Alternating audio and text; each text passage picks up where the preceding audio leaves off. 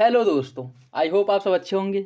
साथियों, हम लोग उत्तर प्रदेश आर ओ 2023 के लिए प्रैक्टिस सेट सॉल्व कर रहे हैं, जिसके अंतर्गत आज जीएस फर्स्ट के महत्वपूर्ण प्रश्नों को सॉल्व किया जाएगा। जीएस जो पेपर फर्स्ट है उसके महत्वपूर्ण प्रश्नों को सॉल्व किया जाएगा। जैसा कि कल सेकेंड पेपर हिंदी का प्रैक्टिस सेट अपलोड किया गया था, और अभी जो प्रैक्टिस सेट सॉल्व कराया जा रहा है वह जीएस वर्ल्ड द्वारा पीसीएस मंत्रा द्वारा पब्लिश किए गए टेस्ट सीरीज को सॉल्व कराया जा रहा है, जिसके अंतर्गत आर ओ के दोनों पेपर हैं उनको कंप्लीट कराया जाएगा और उसके प्रैक्टिस सेट को प्रॉपर सॉल्व कराया जाएगा। तो आप मेरे साथ बने रहिए। वीडियो अगर अच्छा लगे तो लाइक करना बिल्कुल भी ना भूलें। अपने दोस्तों साथियों के साथ वीडियो जरूर शेयर किया करें। वीडियो से रिलेटेड कोई सजेशन हो कमेंट बॉक्स में दे सकते हैं। इसका पीडीएफ भी आप लोगों को टेलीग्राम चैनल पर प्रोवाइड करा दिया जाएगा, वहाँ से डाउनलोड करके आप और प्रैक्टिस कर सकते हैं। कम से कम जितने प्रैक्टिस सेट सॉल्व कराए गए हैं उतने प्रैक्टिस सेट आप लोग अच्छे से कर लीजिए और उसका रिवीजन भी कर लीजिए, जिससे उसमें जो क्वेश्चन है या उसका जो एक्सप्लेनेशन है उससे रिलेटेड जो डाउट हैं आपके वो क्लियर हो जाएं। और करंट अफेयर का जो सेक्शन है उसे भी प्रॉपर कवर कराया जाएगा। आप लोग मेरे साथ बस बने रहिए। तो चलिए इसी के साथ वीडियो की शुरुआत करते हैं। और अभी ये जो प्रैक्टिस सेट है वो प्रैक्टिस सेट नंबर 3 है, जिसके अंतर्गत हम लोग जो 70 क्वेश्चंस हैं एक वीडियो या कह सकते हैं कि एक प्रैक्टिस सेट 2 पार्ट में कंप्लीट कराया जा रहा है। इसके पहले पार्ट में हम लोग जो 70 क्वेश्चन है उसको सॉल्व करेंगे और दूसरे पार्ट में इसके आगे के जो 70 क्वेश्चन है उनको सॉल्व कराया जाएगा। तो अभी जो है हम लोग आगे के 70 क्वेश्चन जो है उनको सॉल्व करेंगे। तो चलिए इसी के साथ वीडियो की शुरुआत करते हैं। क्वेश्चन नंबर फर्स्ट देखिए, एक सौर कलंक चक्र की प्रक्रिया लगभग कितने वर्षों में पूरी होती है? 10 वर्ष, 11 वर्ष, 12 या फिर 13? इसका जो सही आंसर है वो हो जाएगा ऑप्शन बी। एक सौर कलंक चक्र की प्रक्रिया जो है वो लगभग 11 वर्षों में पूरी होती है। तो इसका सही आंसर क्या हो जाएगा? Option B. बुध ग्रह के संबंध में निम्नलिखित में से कौन सा कथन सही नहीं है? यह सौरमंडल का सबसे छोटा ग्रह है, यह पृथ्वी से निकटतम ग्रह है, यह सूर्य की परिक्रमा 88 दिनों में पूरी करता है, और इसका जो तापांतर है वो सभी ग्रहों की तुलना में अधिक होता है। तापांतर मतलब इसमें दिन का तापमान और रात में जो तापमान होता है इनके बीच जो डिफरेंस है वो सबसे अधिक होता है। आपको इसमें बताना है कि कौन सा विकल्प गलत है। इसका जो सही आंसर है वो हो जाएगा ऑप्शन बी। यह पृथ्वी के सबसे निकटतम ग्रह है। यह गलत है। पृथ्वी का सबसे निकटतम ग्रह जो है वो शुक्र है। और अगर बुध की हम बात करें, बुध जो है वह सूर्य के सबसे निकट स्थित ग्रह है, और बुध का एक दिन पृथ्वी के 90 दिन के बराबर होता है। ठीक है, बुध का एक दिन पृथ्वी के 90 दिनों के बराबर होता है। तो इसका सही आंसर क्या हो जाएगा? Option B. निम्न कथनों पर विचार कीजिए। उपसौर की स्थिति 3 जनवरी को होती है और इसमें सूर्य पृथ्वी से निकटतम स्थिति में होता है, या कह सकते हैं कि पृथ्वी जो है सूर्य के नज़दीक होता है। आपको बताना है कौन सा विकल्प सही है।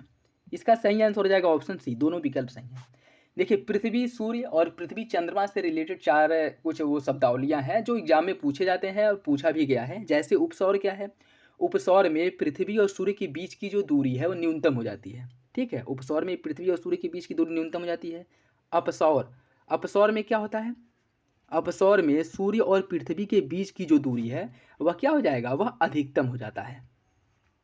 वह अधिकतम हो जाता है। ठीक है, और एक और है उपभू। उपभू, इसमें क्या होता है? इसमें पृथ्वी और चंद्रमा के बीच की जो दूरी है वह न्यूनतम हो जाती है। पृथ्वी और चंद्रमा, ठीक है, याद रखिएगा, अर्थ एंड मून के बीच की जो दूरी है वह न्यूनतम हो जाती है उपभू में। और एक है अपभू, इसमें जो है पृथ्वी और जो चंद्रमा है इसके बीच की दूरी अधिकतम हो जाती है। तो उपसौर, अपसौर, उपभू, अपभू। ठीक है, उपसौर में पृथ्वी और सूर्य के बीच की दूरी न्यूनतम होती है, अपसौर में पृथ्वी और सूर्य के बीच की दूरी अधिकतम होती है, उपभू में सूर्य और चंद्रमा के बीच की दूरी न्यूनतम होती है, और अपभू में चंद्रमा और पृथ्वी के बीच की दूरी क्या होती है? अधिकतम होती है। तो ये भी याद रखिएगा, इंपॉर्टेंट है। क्वेश्चंस कहीं से भी मैंने आप लोग को बस तैयार रहना चाहिए। तो इसका सही आंसर क्या हो जाएगा? Option C. दोनों विकल्प इसके सही हो जाएंगे।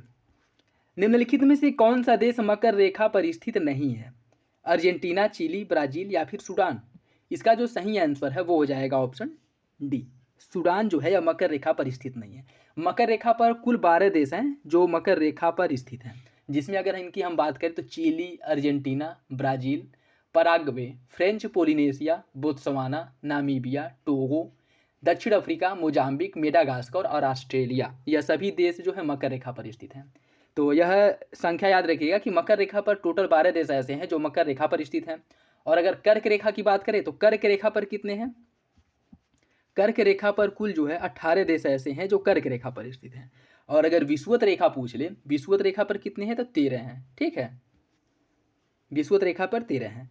और देख लीजिए एक बार, जैसे अगर लिखना चाहे तो लिख सकते हैं। कर्क रेखा पर स्थित देशों की अगर हम बात करें तो मैक्सिको, हवाई द्वीप, ताइवान, चीन, बांग्लादेश, म्यांमार, माली, नाइजर, चाड, अल्जीरिया, लीबिया, मिस्र, बहामास, ओमान, सऊदी अरब, संयुक्त अरब अमीरात, मारितानिया और भारत, यह सभी कर्क रेखा पर स्थित देश हैं। और अगर विषुवत रेखा की हम बात करें, इक्वेडोर, कोलंबिया, ब्राज़ील, कांगो गणराज्य, कांगो लोकतांत्रिक गणराज्य, Kenya, Gabon, Uganda, Somalia, Sao Tomé Prinsep, Sao Tomé अलग है, प्रिंसेप अलग है, ठीक है, किरिबाती, मालदीव और इंडोनेशिया, यह सभी देश जो है भूमध्य रेखा पर स्थित हैं। ठीक, तो कर्क रेखा, भूमध्य रेखा या फिर मकर रेखा से रिलेटेड ये क्वेश्चंस पूछा जाता है। और हो सकता है कि क्वेश्चंस आप लोगों को देखने को मिले, तो कोशिश करिएगा कि याद हो जाए। ठीक है, कैसे भी ट्रिक के माध्यम से याद कर लीजिएगा। नेक्स्ट देखिए, निम्न में से कौन सी जल संधि अंतर्राष्ट्रीय तिथि रेखा के समानांतर है? डोवर जल संधि, कुक जल संधि, डेविस जल संधि या फिर बेरिंग जल संधि? इसका जो सही आंसर है वो हो जाएगा ऑप्शन डी, बेरिंग जल संधि जो है वह अंतर्राष्ट्रीय तिथि रेखा के समानांतर है। इसका सही आंसर हो जाएगा ऑप्शन डी। नेक्स्ट देखिए, निचले क्रस्ट और ऊपरी मेंटल के बीच जो असंबद्धता है, या फिर इसे कह सकते हैं कि उसके बीच में जो परत पाई जाती है उसके क्या, किस नाम से जाना जाता है? मोहो असंबद्धता, गुटेनबर्ग असंबद्धता, लेहमन असंबद्धता या फिर रेपती असंबद्धता? इसका जो सही आंसर है वो हो जाएगा ऑप्शन ए, मोहो असंबद्धता। देखिए, ऊपर क्रस्ट से लेकर के आंतरिक क्रोड तक कुछ परतें पाई जाती हैं जिन्हें विभिन्न स्थलों पे विभिन्न नामों से जाना जाता है। जैसे ऊपरी क्रस्ट और निचले क्रस्ट के बीच अगर हम बात करें तो इन दोनों को विभाजित करने वाली रेखा को कोनराड असंबद्धता कहा जाता है। फिर निचला क्रस्ट हो गया और ऊपरा मेंटल हो गया। निचली क्रस्ट ऊपरी मेंटल के बीच में जो असंबद्धता पाई जाती है उसे मोहरो बिकक असंबद्धता कहा जाता है। ऊपरी मेंटल और निचली मेंटल के बीच जो असंबद्धता पाई जाती है उसे रेपती या रेयती असंबद्धता कहते हैं। निचली मेंटल हो गया और ऊपरा क्रोड हो गया। निचली मेंटल और ऊपरी क्रोड के बीच जो असंबद्धता पाई जाती है उसे गुटेनबर्ग असंबद्धता कहते हैं। और जो बाह्य क्रोड और आंतरिक क्रोड के बीच असंबद्धता पाई जाती है उसे लेहमन असंबद्धता कहते हैं। ठीक है, तो इसका सही आंसर क्या हो जाएगा? Option B, sorry option A, Moho असंबद्धता। निम्नलिखित कथनों पर विचार कीजिए। सूर्य से पृथ्वी की औसतन दूरी लगभग 15 करोड़ किलोमीटर है। सूर्य से आने वाला प्रकाश पृथ्वी की सतह पर लगभग 8 मिनट में पहुंचता है। चांद से आने वाला प्रकाश पृथ्वी तक लगभग 2.4 सेकेंड में पहुंचता है। आपको बताना है कौन सा विकल्प इसमें सही है। इसका जो सही आंसर है वो हो जाएगा ऑप्शन ए, पहला दूसरा सही है, तीसरा गलत है। चंद्रमा से आने वाला जो प्रकाश है उसे पृथ्वी तक पहुंचने में जो समय लगता है वह लगता है कितना? लगभग 1.2 सेकेंड, 1.2 सेकेंड लगता है। और सूर्य की किरणें, या कह सकते हैं कि प्रकाश जो है पृथ्वी तक जो पहुंचता है उसे 8 मिनट 20 सेकेंड का समय लगता है। ठीक है, तो इसका सही आंसर क्या हो जाएगा? Option A. भूपर्पटी में सर्वाधिक पाया जाने वाला तत्व कौन सा है? ऑक्सीजन, सिलिकॉन, मैग्नीज या फिर निकिल? इसका सही आंसर है ऑप्शन ए। भूपर्पटी में सबसे अधिक मात्रा में ऑक्सीजन पाया जाता है। यह ऑक्सीजन जो है भूपर्पटी में लगभग 46% पाया जाता है। ठीक है, तो सही आंसर हो जाएगा ऑप्शन ए। जानवरों, वनस्पतियों और सूक्ष्म जीवों के अवशेष किस प्रकार की चट्टान में पाए जाते हैं? आग्नेय चट्टान, अवसादी चट्टान, कायांतरित या फिर अधिवितलीय चट्टान? इसका जो सही आंसर है वो हो जाएगा ऑप्शन बी, अवसादी चट्टान।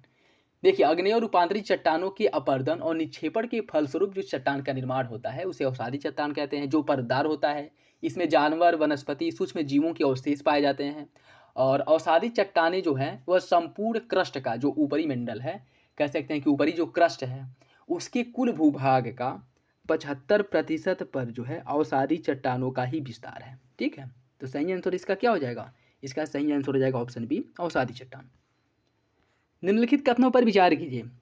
5 डिग्री नॉर्थ से लेकर के 5 डिग्री साउथ अक्षांशों के बीच के क्षेत्र को भूमध्य रेखीय प्रदेश कहा जाता है। यहाँ ग्लोब का सर्वाधिक तापमान पाया जाता है। यहाँ सर्वाधिक वर्षा वाला क्षेत्र है। आपको बताना है इसका कौन सा विकल्प सही है। इसका जो सही आंसर है वो हो जाएगा ऑप्शन ए। देखिए, इसकी अगर हम बात करें 5 नॉर्थ से लेकर के 5 साउथ अक्षांशों के बीच के क्षेत्र को भूमध्य रेखीय क्षेत्र कहा जाता है। यहाँ वर्ष भर सूर्य की किरणें लंबवत होती हैं, लेकिन उसके बावजूद भी यहाँ पर तापमान अधिक नहीं होता है। इसका रीज़न क्या है कि यहाँ पर वर्ष भर जो है सबसे अधिक वर्षा की पेटी जो है यही है, जहाँ पे वर्षा बहुत अधिक मात्रा में होती है, जिस कारण ये तापमान को संतुलित कर देता है। और सबसे अधिक तापमान जो है यहाँ पे नहीं पाया जाता है। सबसे अधिक तापमान कहाँ पे पाया जाता है? सबसे अधिक तापमान जो है वह आयनवर्तीय क्षेत्रों में पाया जाता है। और आयनवर्तीय क्षेत्र कहाँ पे? कर्क और मकर रेखाओं के बीच के जो क्षेत्र हैं, उनके पास के जो क्षेत्र है, उन्हें आयनवर्त क्षेत्र कहा जाता है। और इसमें भी अगर पूछ ले कि कर्क रेखा और मकर रेखा, इन दोनों में सबसे अधिक तापमान कहाँ पाया जाता है, तो कर्क रेखा पे पाया जाता है। और कर्क रेखा पर क्यों पाया जाता है? वहाँ पे इसलिए पाया जाता है कि कर्क रेखा जहाँ है उत्तरी भाग में महाद्वीपीय भागों की अधिकता है, जहाँ पे तापमान अधिक पाया जाता है। और दक्षिणी भाग में क्या है? समुद्री भागों की अधिकता है, जहाँ के तापमान में उतनी वृद्धि नहीं हो पाती है। ठीक है, तो इसका सही आंसर क्या हो जाएगा? Option A. इसका देखिए, अगर वैसे देखा जाए तो पहला और तीसरा दोनों ये जो 1 और 3 सही है, लेकिन इसमें ऑप्शन न देने की वजह से इसका आंसर जो है वो 1 हो जाएगा। ठीक है, ये पता नहीं कैसे प्रैक्टिस सेट बनाते हैं। इसका पहला और तीसरा दोनों सही है, क्योंकि सबसे अधिक जो वर्षा वाली पेटी है वो भी यही है। और 5 से 5 उत्तरी और दक्षिणी अक्षांशों के बीच के क्षेत्र को भूमध्य रेखीय क्षेत्र कहा जाता है, ये भी सही है। ठीक है, तो दोनों विकल्प सही हैं आपके। पार्थिव ऊष्मा की वायुमंडल में धरातलीय सतह को पुनः वापस करने वाली विकिरण की प्रक्रिया को क्या कहा जाता है? अनुलोम विकिरण, प्रतिलोम विकिरण, लघु तरंग, या इनमें से कोई नहीं? इसका सही आंसर हो जाएगा ऑप्शन बी, प्रतिलोम विकिरण। और ऐसा क्यों होता है? देखिए, ऊष्मा हमें जो प्राप्त होती है वो लघु तरंगों के रूप में प्राप्त होती है, और ऊष्मा जो पृथ्वी से उत्सर्जित होती है वह दीर्घ तरंगों के रूप में होती है। और जितनी ऊष्मा प्राप्त होती है उतनी ही ऊष्मा उत्सर्जित होती है, जिसे क्या कहते हैं? जिसे आपका पार्थिव विकिरण कहा जाता है।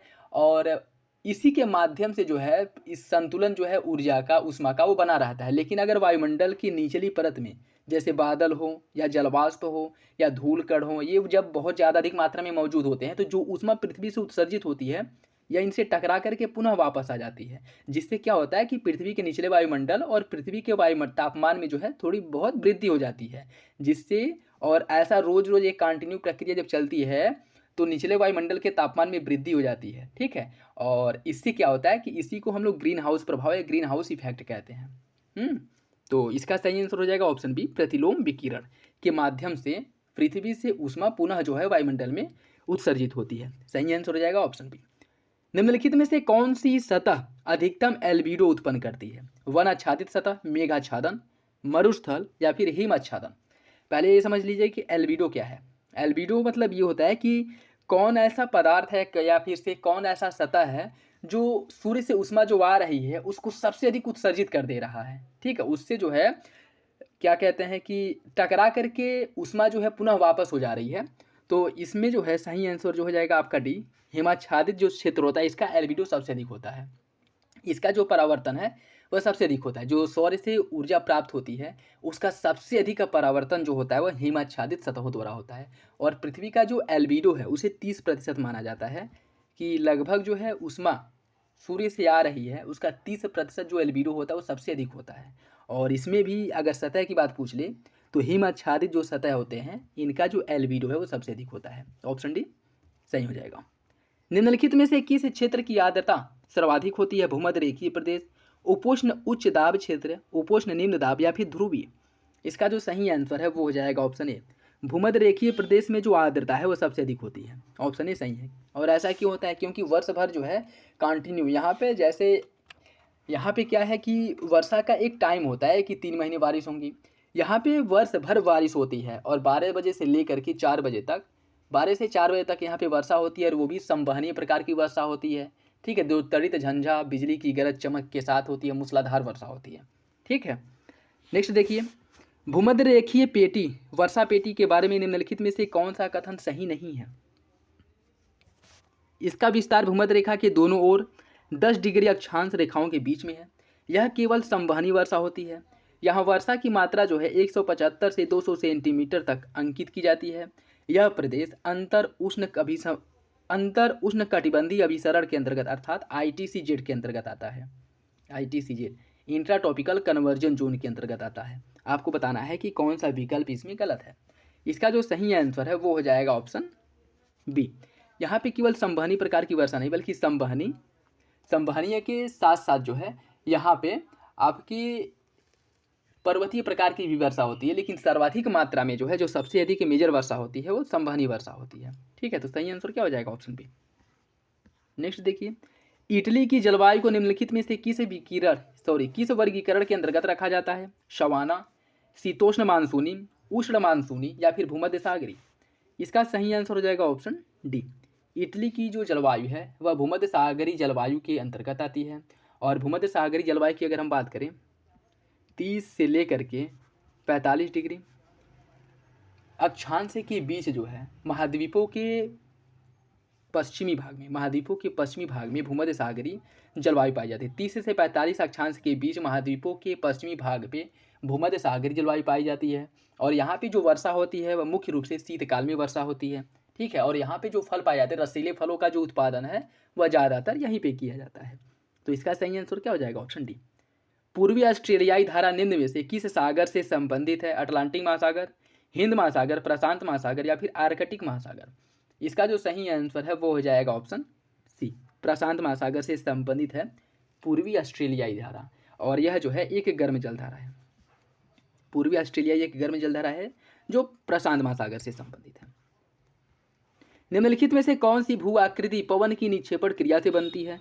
ये देखिए क्वेश्चन गलत दिया है। ठीक है, इसमें क्वेश्चन ये होना चाहिए कि निम्नलिखित में से कौन सी भू आकृति पवन की निक्षेपण क्रिया से नहीं बनती है? निक्षेपण क्रिया से नहीं बनती है। ठीक है, तो बरखान हो गया, बजादा और बालू का स्तूप, इन तीनों का निर्माण जो है पवन की निक्षेपण क्रिया के फलस्वरूप होता है। लेकिन जो ड्रमलीन है, ड्रमलीन का जो निर्माण है वह हिमनदों के निक्षेपण से होता है। हिमनद जो है उनके निक्षेपण से ड्रमलीन का निर्माण होता है, जबकि बरखान, बजादा, बालू का स्तूप, इन सभी का जो निक्षेपण है, इन सभी का जो निर्माण है वह पवनों के निक्षेपण क्रिया से होता है। ठीक है, तो इसका सही आंसर क्या हो जाएगा? Option D, option C, drumlin. Next देखिए, काष्ठ स्थलाकृतियों का निर्माण होता है हिमनद द्वारा, प्रवाली जल द्वारा, पवन द्वारा या फिर भूमिगत जल द्वारा? इसका सही आंसर है ऑप्शन डी, भूमिगत जल द्वारा जो है काष्ठ स्थलाकृतियों का निर्माण होता है। इसका सही आंसर हो जाएगा ऑप्शन डी। जब नदियां अपर्दन प्रक्रिया के द्वारा अपने धरातल तल को प्राप्त कर लेती हैं तो किस प्रकार के मैदान का निर्माण करती हैं? पटल विरूपणी मैदान, समप्राय मैदान, काष्ठ मैदान या फिर लोएस मैदान? इसका सही आंसर है ऑप्शन बी, तब उसे जो है समप्राय मैदान के नाम से जाना जाता है जब नदियां अपनी अपर्दन प्रक्रिया द्वारा आधार तल को प्राप्त कर लेती हैं। जैसे अमेरिका में मिसिसिपी, मिसौरी का जो नदी बेसिन है और भारत में जो अरावली क्षेत्र, यह दोनों जो है समप्राय मैदान के उदाहरण हैं। सही आंसर हो जाएगा ऑप्शन बी। ज्वालामुखी के संबंध में निम्न कथनों पर विचार कीजिए। लावा में सिलिका की मात्रा कम होने पर उद्गार प्रायः शांत होता है। हवाई तुल्य ज्वालामुखी सर्वाधिक विनाशकारी होता है। और हवाईयन ज्वालामुखी में लावा की प्रक्रिया क्षारीय होती है। आपको बताना है कि कौन सा विकल्प इसमें सही है। इसका जो सही आंसर है वो हो जाएगा ऑप्शन सी, पहला सही है। लावा में सिलिका की मात्रा कम होने पर उद्गार प्रायः शांत होता, सही है।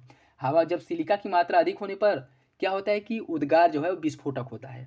और हवाईयन तुल्य ज्वालामुखी सर्वाधिक विनाशकारी ज्वालामुखी, यह गलत है। हवाईयन तुल्य ज्वालामुखी सबसे अगर विनाशकारी ज्वालामुखी की हम बात करें तो पीलियन तुल्य ज्वालामुखी है जो है,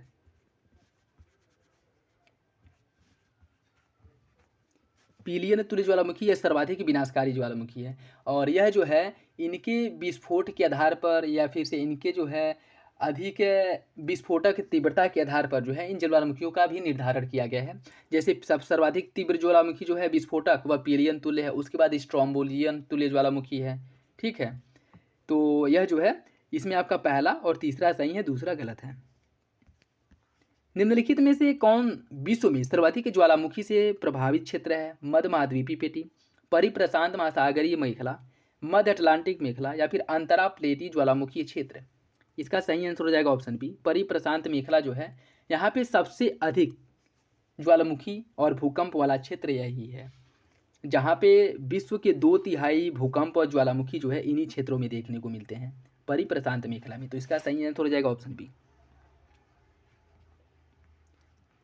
भूकंप आने से पूर्व वायुमंडल में निम्नलिखित में से किस गैस की मात्रा में वृद्धि हो जाती है? तो इसका सही आंसर हो जाएगा ऑप्शन बी, रेडान।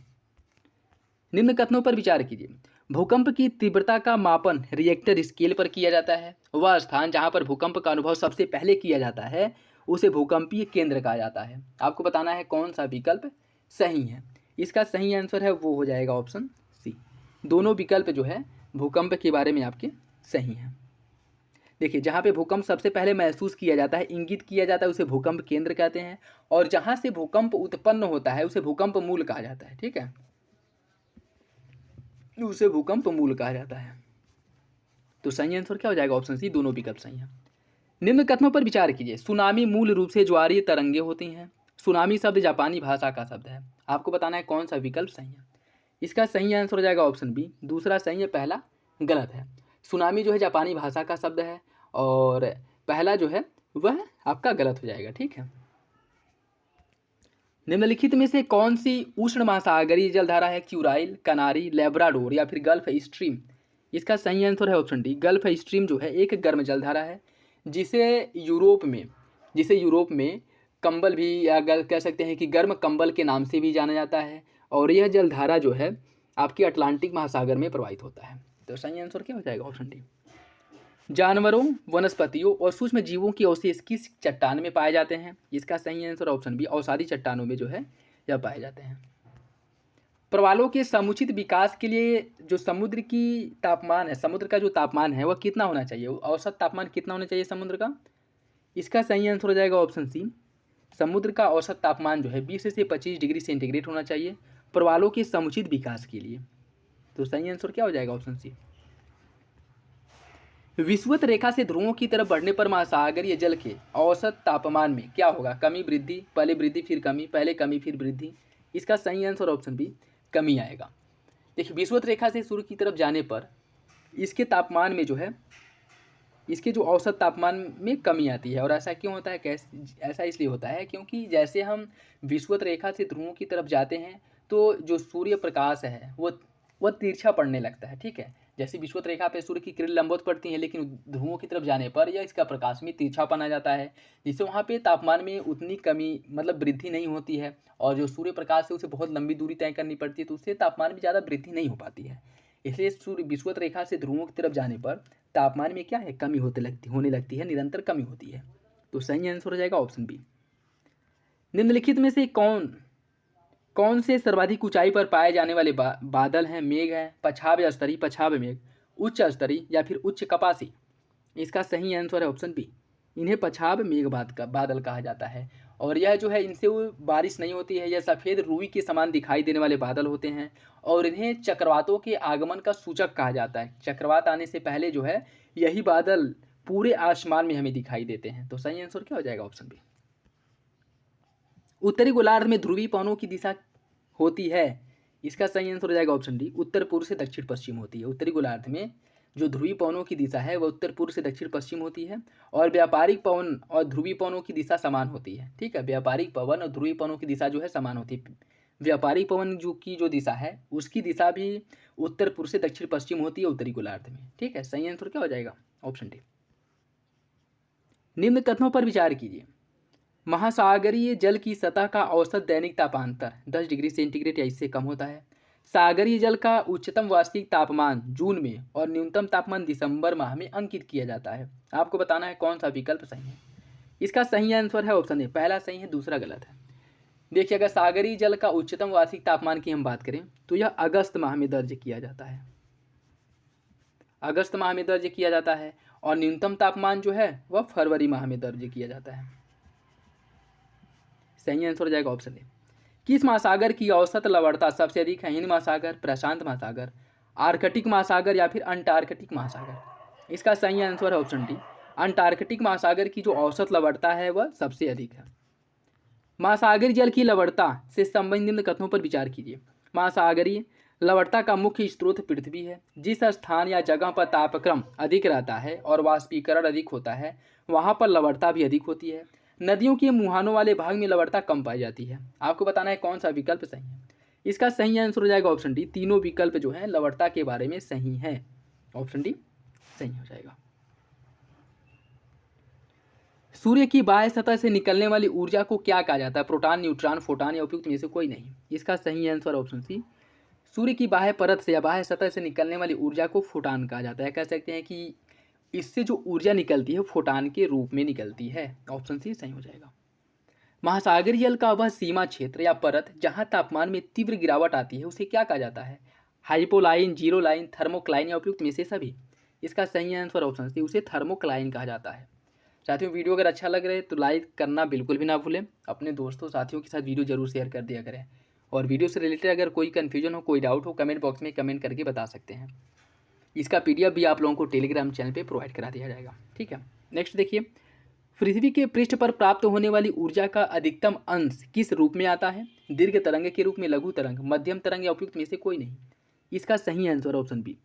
देखिए, सूर्य से जो ऊर्जा हमें प्राप्त होती है वह लघु तरंग के रूप में आती है। सूर्य से जो पृथ्वी पर ऊर्जा आती है, उष्मा आती है, वह लघु तरंग के रूप में आती है। पृथ्वी से जो फिर वायुमंडल में जाती है उष्मा, वह जाती है दीर्घ तरंग के रूप में। ठीक है, तो ये दोनों याद रखिएगा, ऑप्शन बी सही हो जाएगा। निम्न कथनों में से कौन सा कथन सही नहीं है? कौन सा विकल्प गलत है ये बताना है। महासागरों का उच्चतम तापमान सदैव उनकी ऊपरी सतह पर होता है। सामान्यतः गहराई के साथ तापमान में कमी होने लगती है। सामान्य रूप में गहराई लवणता के प्रति 1000 ग्राम जल में स्थित लवण की मात्रा को मात्रा के रूप में दर्शाता है। समुद्र का जो क्वथनांक है सामान्य जल से निम्न होता है। आपको बताना है कौन सा विकल्प गलत है। इसका सही आंसर हो जाएगा ऑप्शन डी। समुद्र का जो क्वथनांक है वह सामान्य जल से अधिक होता है। ठीक है, ना कि कम होता है। अन्य विकल्प सही है। और लवणता जो मापा जाता है वो परमोल में मापा जाता है। ठीक है, लवणता को परमोल में मापा जाता है और परमोल को ऐसे इंगित किया जाता है। ठीक है, नेक्स्ट देखिए, ग्लोब पर वायुदाब की कुल कितनी पेटियां हैं? 4, 5, 6 या फिर 7? इसका सही आंसर है ऑप्शन डी। ग्लोब पर वायुदाब की जो पेटियां हैं, कुल 7 पेटियां ग्लोब पर पाई जाती हैं। एक है आपका विषुवतीय पेटी। विषुवतीय पेटी के बाद जो है उपोष्ण उच्च वायुदाब पेटी आएगी, फिर उपध्रुवी निम्न वायुदाब पेटी आएगी, उसके बाद ध्रुवी उच्च वायुदाब पेटी आएगी। ठीक है, तो ध्रुवी उच्च वायुदाब पेटी, उपध्रुवी निम्न वायुदाब पेटी, उपोष्ण उच्च वायुदाब पेटी, विषुवतीय पेटी, ये 4 हो गए। विषुवतीय पेटी और 3 ऊपर फिर 3 नीचे, तो टोटल जो पेटियां पाई जाती हैं 7 पाई जाती हैं। ठीक है, जैसे विषुवतीय पेटी के बाद ऊपर जो पेटियां पाई जाती हैं सेम यही पेटियां नीचे भी पाई जाती हैं। ठीक है, चाहे उत्तरी गोलार्ध में हो चाहे दक्षिणी गोलार्ध में, दोनों गोलार्धों में। तो टोटल पेटियों की जो संख्या है वो 7 होती है। ऑप्शन डी सही हो जाएगा। निम्नलिखित में से कौन सा विकल्प गलत है? फैरल ने हवाओं की दिशा संबंधी अपने मत का प्रतिपादन कोरियालिस बल के आधार पर किया था। जिस दिशा में हवाएं प्रायः वर्ष भर चलती हैं उन्हें स्थायी पवन कहते हैं। पवन उच्च वायुदाब क्षेत्र से निम्न वायुदाब क्षेत्र की तरफ चलता है। फैरल के नियम के अनुसार धरातल पर स्वतंत्र रूप से चलने वाली सभी हवाएं पृथ्वी की गति के कारण उत्तरी गोलार्ध में बाईं ओर और दक्षिणी गोलार्ध में दाहिनी ओर मुड़ जाती हैं। इसमें पूछा है कौन सा विकल्प गलत है। इसका सही आंसर हो जाएगा ऑप्शन डी जो है वो गलत है। अन्य तीनों विकल्प आपके सही हैं। किस हवाओं के कारण तटीय भागों की जलवायु पर समकारी प्रभाव होता है? स्थलीय समीर, सागरीय समीर, पर्वतीय पवन या उपयुक्त में से कोई नहीं? इसका जो सही आंसर है वो हो जाएगा ऑप्शन ए। स्थलीय समीर के कारण जो है तटीय क्षेत्रों में जलवायु में समकारी प्रभाव देखने को मिलता है। और समकारी प्रभाव के अंतर्गत क्या होता है कि यहाँ के जैसे आप लोग अगर कहीं बीच पे घूमने गए होंगे, चाहे मुंबई या फिर कहीं भी तटीय क्षेत्रों में, या फिर जो लोग रहते होंगे उन्हें ज़्यादा तापमान या ज़्यादा ठंडी या ज़्यादा गर्मी का अनुभव नहीं होता होगा, क्योंकि वहाँ पे जो तापमान होता है वह संतुलित होता है। वहाँ पे ना बहुत ज़्यादा ठंड पड़ती है ना बहुत ज़्यादा गर्मी पड़ती है। इसी को क्या कहा जाता है? इसी को समकारी प्रभाव कहा जाता है। इसका सही आंसर हो जाएगा ऑप्शन ए। आपको ये बताना इसमें कौन सुमेलित नहीं है। पवन क्षेत्र दिए गए हैं और क्षेत्र दिया गया है sirocco Guinea, willy willy Australia, foehn Switzerland और ब्लिजार्ड कनाडा। आपको बताना है कौन सा विकल्प गलत है। इसका सही आंसर हो जाएगा ऑप्शन ए। सिराको जो है यह कहाँ चलता है? सिराको की अगर हम बात करें, यह है आपके इटली वाले क्षेत्र में सिराको चलता है। ठीक है, और यह जो है सहारा मरुस्थल से प्रवाहित होकर के मेडिटेरियन सी को पार करके इटली वाले क्षेत्र में चलता है। और यह जब सहारा मरुस्थल से प्रवाहित होता है तो अपने साथ धूल उड़ा करके ले जाता है, और जब भूमध्य सागर में जाता है तो वहाँ से आर्द्रता ग्रहण करता है और आगे जाकर के इटली वाले क्षेत्र में वर्षा करता है। और वर्षा के साथ जो है जो धूल का उड़ा कर ले जाता है वही गिराता है। ठीक है, तो लाल लाल जो वर्षा होती है वह जो है लाल होती है। इसी कारण जो है इसे रक्त वृष्टि के नाम से भी जाना जाता है, जो फसलों और पशुओं के लिए नुकसानदायक होती है। तो याद रखिएगा सिराको कहाँ चलता है? इटली वाले क्षेत्र में। अन्य तीनों विकल्प आपके सही हैं। नेक्स्ट देखिए, वायु के जिस तापमान पर जल अपनी गैसीय अवस्था से तरल या ठोस अवस्था में परिवर्तित होता है उसे क्या कहते हैं? उसे कहते हैं उष्णांक। देखिए मान लीजिए यह उष्णांक बिंदु है, उष्णांक बिंदु है। उष्णांक बिंदु के ऊपर अगर है, ठीक है, उष्णांक बिंदु के ऊपर अगर यह जो है अपना एक जो तापमान जल अपनी गैसीय अवस्था से तरल अवस्था में को उसको प्राप्त करता है। तो यहाँ पे जो वर्षा होती है वह क्या होती है, यहाँ पे अगर सापेक्षिक आर्द्रता उसकी 100% हो जाती है तो यहाँ पे जो वर्षा होगा वह जल के रूप में होगा। लेकिन उष्णांक बिंदु के अगर नीचे है और यहाँ पे यह सापेक्षिक आर्द्रता को प्राप्त कर लेता है 100%, तो यहाँ पे जो वर्षा होगी वह वर्ष के रूप में होगी। ठीक है, तो उष्णांक बिंदु ही निर्धारित करता है। तो इसका सही आंसर क्या हो जाएगा, ऑप्शन सी। निम्नलिखित में से किस क्षेत्र पर पूरे वर्ष बाहर वर्षा होती है? पूरे वर्ष बाहर वर्षा होती है भूमध्य रेखीय और समशीतोष्ण क्षेत्र पे। इसका सही आंसर क्या हो जाएगा, ऑप्शन है भूमध्य रेखीय क्षेत्र और जो समशीतोष्ण क्षेत्र है यहाँ पर वर्ष भर वर्षा होती है। किस प्रकार के मेघ के कारण आकाश दुधिया रंग का दिखाई देता है? पछाव मेघ, पछाव कपासी मेघ, पछाव स्तरी या वर्षा स्तरी। इसका सही आंसर है ऑप्शन सी। पछाव स्तरी मेघ के कारण जो है आकाश हमें कैसा दिखाई देता है, दुधिया रंग का दिखाई देता है। और यह जो है इसे बिछे हुए या कह सकते हैं कि रुई के समान पूरे आकाश में फैल जाते हैं, इनसे वर्षा नहीं होती है। ठीक है, इसका सही आंसर क्या हो जाएगा, ऑप्शन सी। नेक्स्ट देखिए, कर्क और मकर रेखा के मध्य उत्पन्न चक्रवात को किस नाम से जाना जाता है? उससे जाना जाता है उष्ण कटिबंधीय चक्रवात के नाम से। कर्क और मकर रेखाओं के बीच जो चक्रवात उत्पन्न होती है। सही आंसर क्या है, ऑप्शन है। रूर प्रदेश किस खनिज के खनन के लिए प्रसिद्ध है? कोयला, लोहा, तांबा या फिर आभ्रक। इसका सही आंसर ऑप्शन है रूर क्षेत्र जो है कोयला खनन के लिए प्रसिद्ध है। और रूर क्षेत्र है कहाँ पे? यह आपके जर्मनी में है। ठीक है, सही आंसर क्या हो जाएगा, ऑप्शन है। चिकवी कमाटा चीली किस खनिज के लिए विश्व प्रसिद्ध है? प्राकृतिक गैस, कोयला, बॉक्साइट, तांबा। इसका सही आंसर है ऑप्शन सी। तांबा उत्पादन के लिए फेमस है। यह कह सकते हैं कि तांबा का यहाँ पर विशाल भंडार पाया जाता है। यूक्रेन का क्रिवायरॉग और ब्राजील का मिनासा जिरॉस किसके उत्पादन के लिए फेमस है? इसका सही आंसर ऑप्शन है लौह अयस्कों के लिए फेमस है। यूक्रेन का जो क्रिवायरॉग है और ब्राजील का जो मिनास जिरास है, यहाँ पे दोनों जगह जो है लोहे का उत्पादन होता है। ठीक है, तो सही आंसर क्या है, ऑप्शन है लौह अयस्कों का उत्पादन होता है। किस नदी मार्ग को यूरोपीय व्यापार की जीवन रेखा कहा जाता है? डेन्यूब, पो, वोल्गा या फिर राइन। इसका सही आंसर है ऑप्शन डी। राइन नदी को यूरोप की जीवन रेखा के नाम से जाना जाता है। इसका सही आंसर हो जाएगा ऑप्शन डी। विश्व में रेल मार्ग का सर्वाधिक घनत्व किस क्षेत्र में पाया जाता है? पश्चिमी यूरोप, उत्तरी। इसमें आपको जो कूट है, कूट के हिसाब से सही आंसर का चयन करना है। 1, 2, 1, 3, 3 या फिर 3, 4। इसका जो सही आंसर है वो हो जाएगा ऑप्शन ए। पश्चिमी यूरोप और उत्तरी यूरोप में जो है जो रेल मार्ग का घनत्व है वो सबसे अधिक है। और विश्व का सबसे लंबा जो रेल मार्ग है ट्रांस साइबेरियन रेल मार्ग है, जो विश्व का सबसे लंबा रेल मार्ग है, जिसकी लंबाई जो है 9,322 किलोमीटर है। तो सही आंसर क्या हो जाएगा, ऑप्शन ए। किर्गिज जनजाति मुख्य रूप से किस क्षेत्र में पाई जाती है? यूक्रेन, किर्गिस्तान, अफगानिस्तान या फिर इराक। इसका सही आंसर क्या है? इसका जो सही आंसर है वो हो जाएगा ऑप्शन बी। किर्गिज जनजाति जो है वह किर्गिस्तान वाले क्षेत्र में पाई जाती हैं और यह मुख्य रूप से ऋतु प्रवास करती हैं। और ये इनके निवास क्षेत्र को या कह सकते हैं कि जो झोपड़ी बनाते हैं उसे यूर्ट के नाम से जाना जाता है। यूर्ट के नाम से जाना जाता है, ये भी याद रखिएगा। ऑप्शन बी जो है वो सही है। कालाहारी मरुस्थल क्षेत्र में पाई जाने वाली मुख्य जनजाति कौन है? मसाई, माओरी, बुशमैन या फिर पिग्मी। इसका सही आंसर क्या है? इसका सही आंसर हो जाएगा ऑप्शन सी। कालाहारी मरुस्थल में बुशमैन जनजाति पाई जाती हैं। और मसाई की अगर हम बात करें वह केन्या, तंजानिया वाले क्षेत्र में पाई जाती हैं। माओरी जनजाति न्यूजीलैंड में, पिग्मी जनजाति जो कांगो वाला क्षेत्र है वहाँ पे पाई जाती है। तो इसका सही आंसर क्या हो जाएगा, ऑप्शन सी। जापान का मैनचेस्टर की उपमा किसे दी जाती है? क्योटो, ओसाका, नगोया या फिर योकोहामा। इसका सही आंसर है ऑप्शन बी, ओसाका। इसे जो है जापान का मैनचेस्टर कहा जाता है। तो सही आंसर क्या हो जाएगा? इसका सही आंसर है ऑप्शन बी। और ओसाका जो है सूती वस्त्रों के उत्पादन के लिए विश्व प्रसिद्ध है। ऑप्शन बी सही है। किस शहर को विश्व इस्पात की राजधानी कहा जाता है? डेट्रॉयट, टोक्यो, मॉन्ट्रियल या फिर पीटर्सबर्ग। इसका सही आंसर ऑप्शन डी, पीटर्सबर्ग, जो अमेरिका में स्थित है और इसे जो है विश्व की इस्पात राजधानी के नाम से जाना जाता है। ठीक है, और अगर हम बात करें अन्य की जो दिया गया है, जैसे शिकागो, डेट्रॉयट, यह क्रमशः मांस प्रसंस्करण के लिए फेमस है।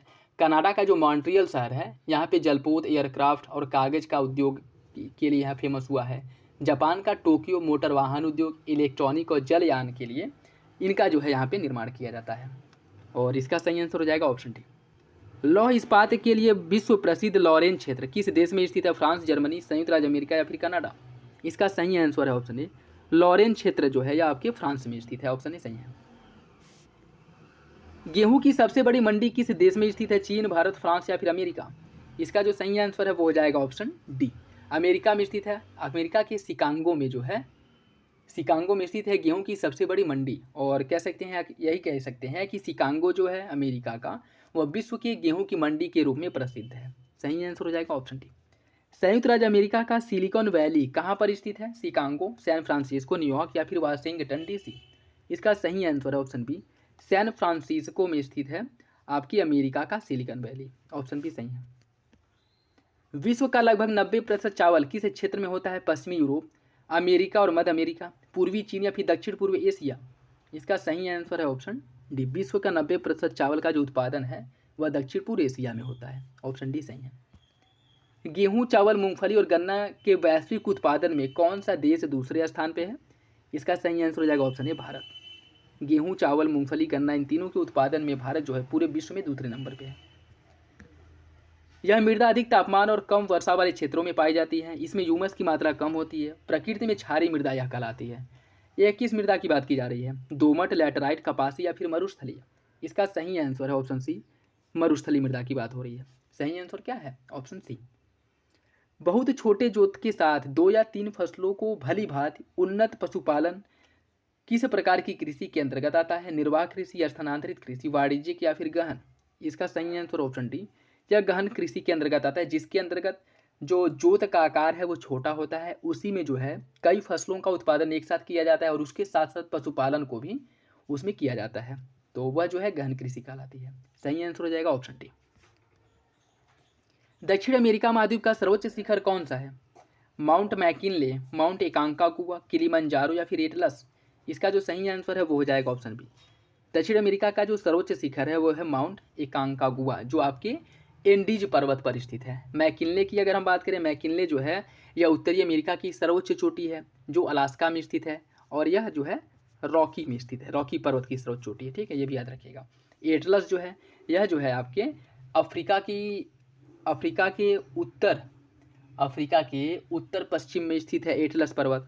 और किलिमंजारो जो है, किलिमंजारो की अगर हम बात करें तो किलिमंजारो अफ्रीका की सर्वोच्च चोटी है जो एटलस में स्थित है। सही आंसर क्या हो जाएगा इसका? Option B, Mount Aconcagua. दस्ते काबीर और दस्ते लूट नामक मरुस्थल किस देश में है? ईरान, इराक, सऊदी अरब या फिर पाकिस्तान? इसका जो सही आंसर है वो हो जाएगा ऑप्शन ए, दस्ते काबीर और दस्ते लूट मरुस्थल जो है ईरान में स्थित है। और अगर ये पूछ ले कि रूब अल खली और अल नाफूद यह मरुस्थल कहाँ पे, तो यह आपके सऊदी अरेबिया में है। ठीक है, तो याद रखिएगा, दस्ते काबीर, दस्ते लूट मरुस्थल ईरान में है, और रूब अल खली और अल नाफूद यह मरुस्थल है आपके सऊदी अरब में। इसका सही आंसर क्या हो जाएगा? Option A, Iran. नेक्स्ट देखिए दोस्तों, वीडियो जरूर लाइक कर दिया करिए अगर आप लोगों के लिए इतना एफर्ट लगाया जा रहा है, और वीडियो वाकई में अगर आप लोगों के फ़ायदेमंद के लिए है या फिर से आप लोगों के लिए उपयोगी है तो एक लाइक तो कर सकते हैं, जिससे आपके लाइक से ज़्यादा कुछ नहीं, हमें अंदर से ये मोटिवेशन मिलता है कि हम और अच्छे कंटेंट के साथ और जितना अच्छा हो सके उतना अच्छा आप लोगों के लिए वीडियो लाएँ, प्रैक्टिस सेट लाएँ। तो वीडियो जरूर लाइक कर दिया करिए। नेक्स्ट देखिए, निम्न में से कौन सा देश लाल सागर से सीमा नहीं बनाता है? सऊदी अरब, यमन, जिबूती या फिर लीबिया? इसका सही आंसर है ऑप्शन डी, लीबिया की सीमा जो है यह लाल सागर से नहीं लगती है, जबकि सऊदी अरब, यमन और जिबूती इन तीनों देशों की सीमाएं जो हैं सऊदी अरब से लगती हैं। नेक्स्ट देखिए, यूराल और वोल्गा नदी किस सागर में गिरती हैं? काला सागर, भूमध्य सागर, कैस्पियन या फिर लाल? इसका सही आंसर ऑप्शन सी, यूराल और वोल्गा नदी अपना जल कैस्पियन सागर में गिराती हैं। ठीक है, तो सही आंसर क्या हो जाएगा? Option C. निम्न में से कौन सुमेलित नहीं है? बगदाद या टिग्रिस नदी के तट पर स्थित है, वॉन राइन नदी के तट पे, न्यूयॉर्क जो है हडसन नदी के तट पे, और वियना जो है स्वान नदी के तट पे? आपको बताना है कौन सा विकल्प गलत है। इसका जो सही आंसर है वो हो जाएगा ऑप्शन डी, वियना जो है वह स्वान नहीं, वियना डेन्यूब नदी के तट पर स्थित है। ठीक है, जो ऑस्ट्रिया की राजधानी है। तो इसका सही आंसर क्या हो जाएगा? Option D. और स्वान की अगर हम बात करें तो ऑस्ट्रेलिया की राजधानी पर्थ, ऑस्ट्रेलिया का पर्थ शहर जो है वह स्वान नदी के तट पर स्थित है। इसका सही आंसर है ऑप्शन डी। निम्न कथनों पर विचार कीजिए। डाउन्स ऑस्ट्रेलिया में स्थित घास का मैदान है, यह एक उष्णकटिबंधीय घास का मैदान है। आपको बताना है कौन सा विकल्प सही है। इसका सही आंसर हो जाएगा ऑप्शन ए, डाउन्स ऑस्ट्रेलिया में स्थित घास का मैदान है, यह सही है, लेकिन दूसरा गलत है, क्योंकि यह उष्णकटिबंधीय घास का मैदान नहीं बल्कि यह शीतोष्ण कटिबंधीय घास का मैदान है। तो सही आंसर क्या हो जाएगा? Option A. बाल्टिक सागर को उत्तरी सागर से कौन सी नहर जोड़ती है? पनामा, स्वेज, कील या फिर उपयुक्त में से कोई नहीं। इसका सही आंसर है ऑप्शन सी। बाल्टिक सागर को उत्तर सागर से जोड़ने वाली नहर जो है वह कील नहर है। और अगर हम बात करें पनामा की, देखिए बाल्टिक सागर को उत्तरी सागर से कील नहर जोड़ती है, पनामा नहर जो है वह प्रशांत महासागर और अटलांटिक महासागर को जोड़ती है, और स्वेज नहर जो है वह भूमध्य सागर को लाल सागर से जोड़ती है। तो सही आंसर क्या हो जाएगा इसका? Option C. निम्न में से जापान के द्वीपों को उत्तर से दक्षिण आपको क्रम में लगाना है। इसका जो सही आंसर है वो हो जाएगा option B. Hokkaido, Honshu, Shikoku और क्यूशू, यह उत्तर से दक्षिण क्रम है। यह क्वेश्चन जो है यूपी पीसीएस में पूछा हुआ क्वेश्चन है, ठीक है। और इसमें अगर ये भी पूछ ले कि इन चारों द्वीपों में सबसे बड़ा द्वीप कौन सा है, तो होन्शु जो है वह सबसे बड़ा द्वीप है। होन्शु सबसे बड़ा द्वीप है और यह उनके उत्तर से दक्षिण का क्रम है। नेक्स्ट देखिए, और आज का लास्ट क्वेश्चन, निम्न में से कौन सा एक देश मध्य एशिया का भाग नहीं है? कजाकिस्तान, तुर्कमेनिस्तान, अफगानिस्तान या फिर उज्बेकिस्तान। इसका सही आंसर ऑप्शन सी, अफगानिस्तान। यह जो है मध्य एशिया के अंतर्गत नहीं आता है। मध्य एशियाई देशों की बात करें तो कजाकिस्तान, किर्गिस्तान, ताजिकिस्तान, तुर्कमेनिस्तान और उज्बेकिस्तान, यह जो 5 तान हैं यह आपके मध्य एशिया देश के अंतर्गत आते हैं, ठीक है। और अगर हम बात करें अफगानिस्तान की, अफगानिस्तान जो है यह दक्षिण एशिया के अंतर्गत आता है। तो इसका जो सही आंसर है वो हो जाएगा ऑप्शन सी। ये था आज का last question. I hope video आप लोगों को अच्छा लगा होगा। वीडियो पसंद आए तो लाइक करना बिल्कुल भी ना भूलें, अपने दोस्तों साथियों के साथ जरूर शेयर कर दिया करें, और PDF भी आप लोगों को टेलीग्राम चैनल पे प्रोवाइड करा दिया जाएगा। आप 1-2 बार कोशिश करिएगा कि 1-2 बार प्रैक्टिस कर ले अच्छे से, जिससे कि इन क्वेश्चन से रिलेटेड जो भी डाउट हैं वो क्लियर हो जाए और आपकी तैयारी अच्छे से हो जाए, ठीक है। और जो भी आपके नोट्स वगैरह हैं उनका रिवीजन करते रहिए, और जो भी मतलब जैसे ही करंट अफेयर आता है उसका करंट अफेयर वाला सेक्शन भी कवर किया जाएगा, उस मैगजीन को भी कवर किया जाएगा। इसके साथ साथ जो है अभी सेकेंड पेपर हिंदी के प्रैक्टिस सेट भी सॉल्व कराए जा रहे हैं, और कल जो अपलोड किया गया था हिंदी के प्रैक्टिस सेट को अपलोड किया गया था। तो आप मेरे साथ बने रहिए, सारे प्रैक्टिस सेट जो भी अच्छे मार्केट में उपलब्ध हैं, अवेलेबल हैं, उन सबको प्रॉपर अच्छे से कवर कराया जाएगा। तो चलिए मिलते हैं अगले वीडियो में, तब तक के लिए धन्यवाद।